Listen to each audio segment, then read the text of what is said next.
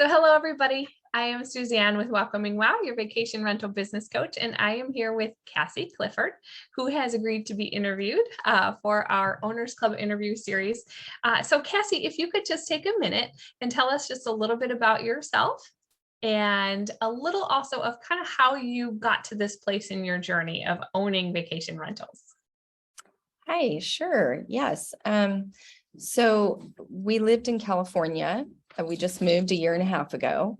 And when we were in California, we had one room above our garage that we decided to start renting out through Airbnb. And that became quite a full business for me. And when we moved here a year and a half ago, we live in Tennessee right now, but we moved from California to Georgia.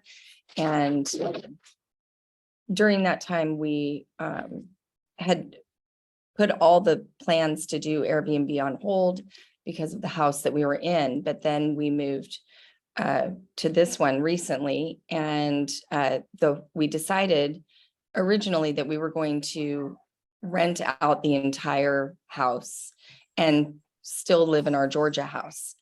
But 2 days into living here, right after we moved, we decided that we loved it so much out here and it would be great to be able to live here full time. So anyway, we at that point decided to just rent the downstairs.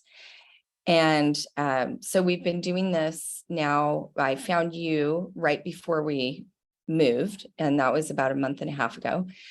And now we have our third guest in the room downstairs. It's basically the basement. Originally we thought, oh, we need to have a kitchen and everything in place, but then our budget didn't allow for all that. So we have a pool house with a small sink and a small refrigerator. And so we decided to make that like a common area. And so we're using that as their kitchen. So downstairs has its own entrance and it has 2 bedrooms and a bathroom and a laundry room. And then they have to walk down, probably it's 30 feet to actually probably more like 50 to the kitchen area, which so far hasn't been a problem. And we're hoping that continues to work out. So that's what we have available for our guests. We also have a tent that we've put up, and it's got an outside shower and a composting toilet. But it's been so hot here, we haven't rented that out yet. And so we're hoping that in the fall it starts getting cooler and we'll be able to use that also as a rental. Okay. So Kassy, tell us what the name of your property is. It's called Still Waters Hideaway. And how did you come up with Still Waters Hideaway? Well, you had a big part in that. Just a little, but you guys had some of the idea. So my husband came up with the name Still Waters. And he came up with that name because we live on a river and it's very still. And so we weren't even thinking of names. It was literally like the first day that we were staying here. And he said, let's call this place Still Waters. And then that's where we got the beginnings of that name. And then you helped us with the word hideaway. Yeah, I think it flows well together. And I know you've got your website, up as well now too. So it's fantastic. You've done a great job with that. Were there any certain colors that you've chosen to go with in the brand or the house that kind of go with Still Waters and your website? Well, we chose red, white, and blue because the house is very blue and it's a bright color. It's got white trim. And when we bought the house, it already had red, white, and blue. I don't know what you call those draping flags. The buntings? The buntings. Okay. So we just kept those up and those have become our colors. Awesome. I love it. Great colors. Do you have you put like any touches of red then inside the units or not yet? No, we really haven't done a lot with red. Oh, well, the patio furniture is red. We've done the cushions in red. Sure. So, Okay. Nice. All right. Um, so if you could turn back the clock and share a little bit of advice with yourself about Airbnb or vacation rentals, what would that piece of advice be? I would say the biggest thing is to treat it as a business, whereas, you're going to have a surplus and you're going to know that, you know, there's going to be a lot of expenses that maybe come up that you don't expect. I think for my husband, he was a little surprised and taken back because he just thought, oh, this is a little hobby that my wife is doing. But in order to get it up and running, we needed to have that nest egg of, a good amount of money. We set it at 10,000, just so we had the money in there for if things come up, but also for improvements. And so we've been able to, so far we've been able to keep a little bit of money in there, not necessarily 10,000. We started with 10,000 and now I would say we're trying to keep 5,000 in there. But, but it's been a little bit of a challenge because we've only had 3 guests. Our third guest is in the room right now. And things have come up, as you know. So things always come up. Yes. Yep. All right. So your advice would be to treat it like a business and make sure you have a little bit of a nest egg or surplus in there so that you have that when things do come up. Definitely. Okay. Yeah. Awesome. So let's talk about your photographs that you had taken. You have some great photographs. I'm assuming that you hired someone to take those. Yes. And how did you find the photographer? Well, we just moved in, so we were able to ask the previous homeowner who he used for the real estate photos. Okay. And he gave us the name of his guy who he had just used. We did use in the beginning some of those photos that the realtor had taken, or the realty photographer. But I took some on my own too. And so I sort of have a mix of the professional photographers' photos plus mine. But I would say, I think I would do it that way again. I would ask a local realtor who they use for photography. Sure. Great idea. Thank you. And one of my favorite pictures that you have is of Sylvester. Is that his name? Yep. Please tell the viewers about the picture that you have out there of Sylvester and who Sylvester is and why you included it. Yeah. So Sylvester is a big part of this property. Sylvester's our cat. He's a long-haired tuxedo cat, and he has the best personality. In our old home in California, when we had renters in there, we had so many offers they wanted to keep our cat. We actually had an offer for $1,500, but we turned it down. He follows people around. He's more like a dog, but he doesn't bark, which is great. And so since he's such a big part of the property, we wanted to have pictures of our animals. Plus it's pet friendly rental. So it's also showing that, we love pets. Yeah. And you do have a beautiful place there. And I don't mean to diminish all your other pictures, because you have great pictures of the space and of the river and the dock and things like that as well. But that one just always catches my eye when I see Sylvester the cat on a chair, so to me, that's so welcoming. Now you said you're pet friendly.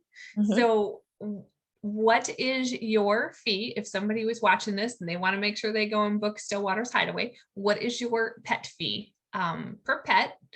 Mm-hmm. Well, we chose to charge $100 per pet.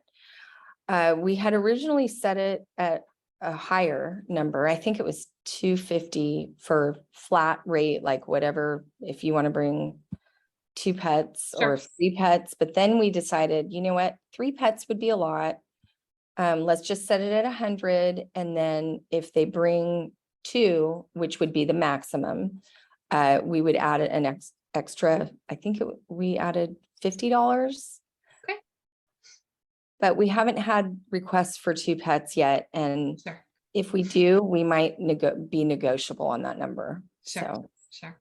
Yeah, it would end up being a lot of pets when you are fully booked in both the glamping and the guest suite, and then with yours. I didn't even think of that. Yeah. It could get to be quite a bit running around the property. Yes. And if they all get along, it's great, no problem. But if they didn't, it would be more like those hotel, when you go stay at a pet friendly hotel and you got to put them on a leash, you got to take them out to walk and you got to put them back. So it's a little bit more difficult, but okay. Now what other amenities do you offer your guests there on the property? Well, we have a pool, we have a spa, and we also have quite a few things on the dock. We have a kayak, a canoe, 2 paddle boards, and some fishing poles. So Awesome. yeah, there's a lot to do. And we have fire pits.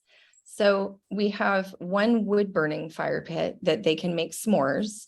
And we also offer the first package of s'mores for them. And then we have a gas fire pit as well.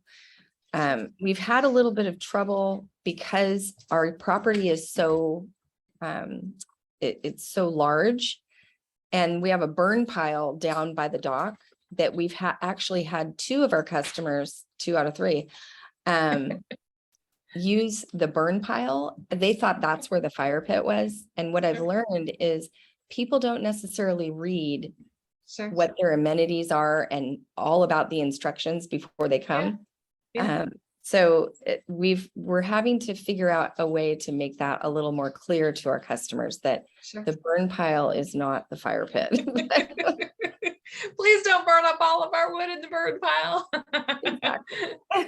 Oopsies. Plus, it just doesn't look very pretty down there. So. Right. You're like, we've made this really nice area up here for you to sit and enjoy and relax. But all right, so you're figuring that one out as far as how to make sure they know where that is. Awesome. So what is one thing in your vacation rental journey so far that has been more challenging than you expected? Well, we've just learned a couple of things about younger guests who want to stay up late and party, which wouldn't be so much of a problem if we didn't live upstairs. But so I would say just the sharing the space has been a little bit challenging. We are very social people, so we don't have a problem during the day sharing space with them. That hasn't been a problem at all. One thing with the dogs, the renters downstairs right now have a dog, and it's a runner. So they can't just let it free. So we're thinking of maybe putting an area where a dog that would run off would have to have a little more space, so it's not always on a tight leash. So that's been a little bit challenging. And plus, with our animals intermingling with this dog, it's a friendly dog, but it has been a little bit challenging, but not super, nothing that we're learning. Sure. Yeah, there's always things to learn too, huh? And you'll continue to learn with future guests as well. Yeah. Yeah. So you hired a cleaning person, correct, to help you out? Yes. How did you find that person? So it was a little bit challenging because we just moved here, so we don't really have, and which might be the case for a lot of your clients, because a lot of them don't really necessarily live in the same area. So we got recommendations from our customers, I mean, not our customers, our neighbors. Sure. And we also got customer or recommendations from other Airbnb hosts in the area. And with that, I took the first recommendation, which was from the previous owner, and I hired a cleaning agency. I didn't really love that setup. Because you have different people in there every time. And I really wanted somebody who would know, who I didn't have to reinvent the wheel every single time they show up. So what happened was one of the gals from the agency that I used went off on her own at the same time, and she had sent me an email. So that worked out the best. And so my advice to people who are just starting would be to talk to other Airbnb people, because they're, I think, going to have the best recommendations. Sure. Now, you had mentioned that you moved from Georgia into this house. Now, your house in Georgia, are you putting that as a vacation rental then as well? We have done that. Yes. It just went live last week. Okay, fabulous. So where is that? It's located in Flintstone, Georgia, which is a really great spot because it's right near Chattanooga. It's right outside Chattanooga. So it takes like 10 minutes to get to Chattanooga, but you're not in the city proper. It's really a great area. It's right next to Lookout Mountain. It's a very big touristy spot, especially for people who like to bicycle and hike and things like that. Awesome. So tell us a little bit about that space. Is it a full house? How big? Tell us more. It's a entire house. It's in a little neighborhood called Stanford Place, I think is what it's called. It's dog friendly. It's a very dog friendly neighborhood. It's 3 bedrooms, 3 bath, and it has a lot of space because it has a basement down below.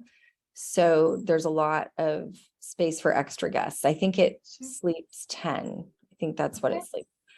And there's a small screened in porch that has a table and a little fire pit. But beyond that, there's not a whole lot of amenities. Okay.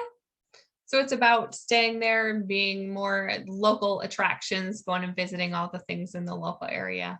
Okay. Yes. And having it be dog friendly. I think Chattanooga is a very dog friendly town, but I don't know how many rentals actually allow dogs. So I think it's good for that. It's and it's got like a gaming area down below, and it's got an office up above. So if you're coming to do work, or if you're coming with your family, I think it provides that. Oh, we also have a ping pong table there. That's fun. Yeah. So it's perfect for families who are visiting the area, or maybe there's people who work remote and they want to make it a mixture of a vacation and working kind of trip. Be perfect for that. Okay, very cool. You apparently have gotten the whole vacation rental business into your blood from starting in California and doing it that way. And then this journey here. Now you have another property as well that you co-own, you had mentioned to me as well. So where is that? That is in Sandestin. It's in Miramar Beach, Florida. It's a community called Sandestin, and it's very well known for golfing, and there's 4 golf courses right there. It's a mile away from the beach. Our property is a mile away from the beach. Some are closer. Our property is actually located on an area called Baytown Wharf. So it's on a wharf. It's right nestled in between 2 hotels and lots of restaurants. So it's literally, you walk out the door and you're right at the wharf. It's a lot of fun for kids, but it's also it's a big attraction for adults as well, because there's so many bars and restaurants, and the what do you call it? The wharf is right there. So people come in with their boats and they want to spend a night or two. It's Sure. very convenient. Now, is this one a condo or is it also a house? It's considered a townhouse, I believe, and it's in a little tiny I don't know if you'd call it a neighborhood, but it's a complex called Les Jardins, and it's right across from, well, there's a lot of condos there, and they each have there's a theme, and ours is very French, almost like New Orleans style. It's Gotcha. brick, and it's 3 stories, and it's got 2 very large bedrooms that are considered master bedrooms. Sure. And then it's got 1 room with built-in bunk beds that are Awesome. triple bunk beds. And so there's Sure. a queen, a full, and a twin, I believe. Wow. So set up for a lot of people. Nice. It sounds awesome. We live very close to the Smoky Mountains, so there's lots of things to do. In fact, I asked the customers how they found us, and they said that they were wanting to hike the Smoky Mountains. So they just typed in hiking the Smoky Mountains, and ours was the first one that popped up. So awesome. That's great. Cool. So would you in the future want to purchase any more vacation rentals? This was never even our plan to do this. My husband is almost retired, and he's like, so for him to jump into something like this has been a bit of a surprise. We were not planning on doing this, but since we've got the one in Flintstone up and we have this one up, and it seems like it's getting smoother and smoother as the days go by. We were actually talking about it last night, and we would answer yes to that. Okay, awesome. It gets in your blood. Yeah. It does. You start to see the opportunity with it as well. And absolutely. Especially if somebody's, looking towards retirement, it's a great way to supplement income as well. Most definitely. So my neighbor, he lived here for a very long time. And he owns 2 properties right next door to him, but he's always done long-term rental, and he's been very against doing short-term rentals until we moved in. And it's funny because the reason he didn't want to do it is because he just didn't have any idea what it entailed. But now that he's seen what we've done, he actually asked me the other day if I could talk to him about starting up an Airbnb, because he's tired of having to deal with the problems that you have to deal with in long-term rental. And I also told him a little bit about, just the amount, the difference in money that you can make. And so now he's very excited about. Now he's very interested. Yeah. Well, that's great. That's a kind of a surprise, but that's a good one. So that's good. Definitely. Because, I actually did a presentation recently on pivoting your rental. And basically what it was about was the people that have long-term rentals, explaining how much more you have the potential to earn as a short-term rental versus long-term rental. And because so when you brought that up, it's definitely true. So do you have other future projects there at your place that you're planning to do to upgrade for the future? Yeah, we definitely want to start adding experiences. I think that's what you call it, where you add possibly like meals and a sunset pontoon boat tour. We're just kind of playing with those ideas right now. Scratching the surface on that. Okay. Exactly. Cool. Now, do you plan to ever put any kind of a kitchenette area in the downstairs, or you're like, nope, it'll be just fine and they can use the pool house kitchen? So originally we had the plan to make a small kitchenette down there. Yeah. But now that we've got this up and running, I think what we're going to do next, and this was a suggestion of our last customers, they said what they would do is just get rid of there's a mini fridge down there right next to the sink, but there's Okay. also a large fridge.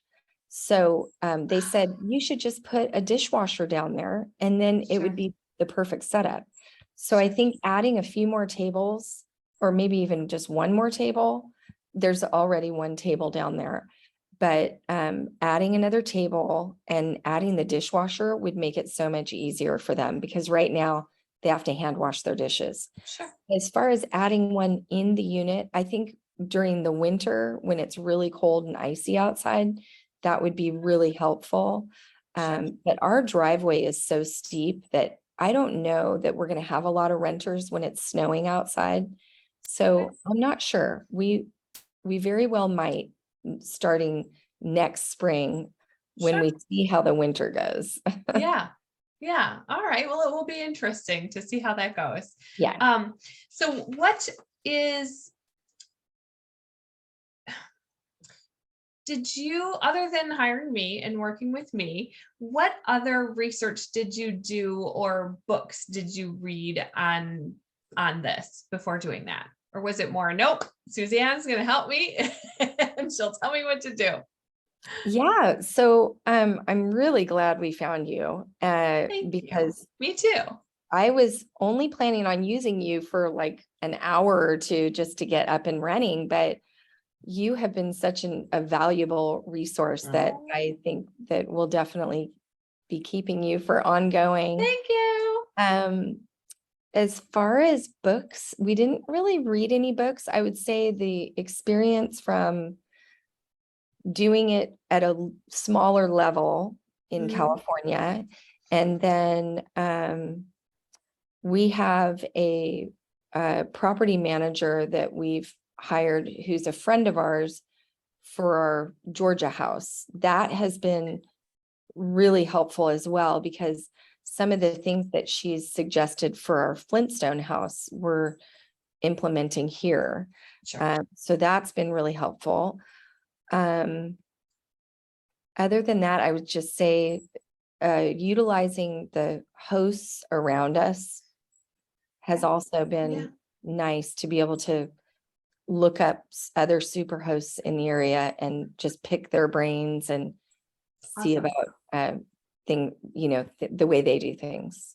Yeah, great. Great advice, to go out and find other super hosts that are in the area, because they're the ones too that they know the area, they know what has or hasn't worked for them. And if they've already been able to get that super host status, to be able to pick their brain with that is great. Great advice. Okay, so I am going to get some information from you about how people can find you. One of the best ways to find your properties is www.stillwatershideaway.com. I have that right? StillWatersHideaway.com. Correct. Perfect. All right. And they can find both the glamping and the downstairs unit on there. Okay. Correct. And then Awesome. I will send you the links to our other homes Perfect. as well. Perfect. Yeah. So I can make sure and include those in at least the description of the video that people get to view. So